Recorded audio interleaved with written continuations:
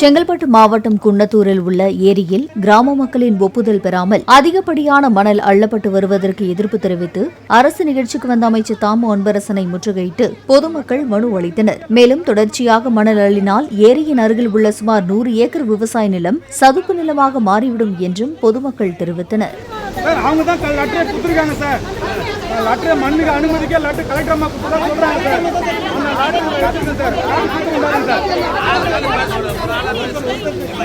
அந்த 500 குடும்பங்கள் விவசாயம் நம்பி வாழ்ந்துட்டு இப்ப எங்களுக்கு முற்றிலும் விவசாயம் பார்த்து எங்களுக்கு வேற வாழ்வாதாரம் பாதிக்குது.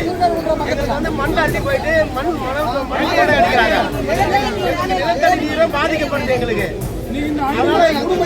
500 குடும்பம் வாழ்வாதாரத்தை எங்களுக்கு தாய் செய்து பிளே ஸ்டோர் மற்றும் ஆப் ஸ்டோரில் இருந்து பாலிமர் செயலியை QR கோடு மூலம் பதிவிறக்கம் செய்யுங்கள். செய்திகளை உடனுக்குடன் பெறுங்கள்.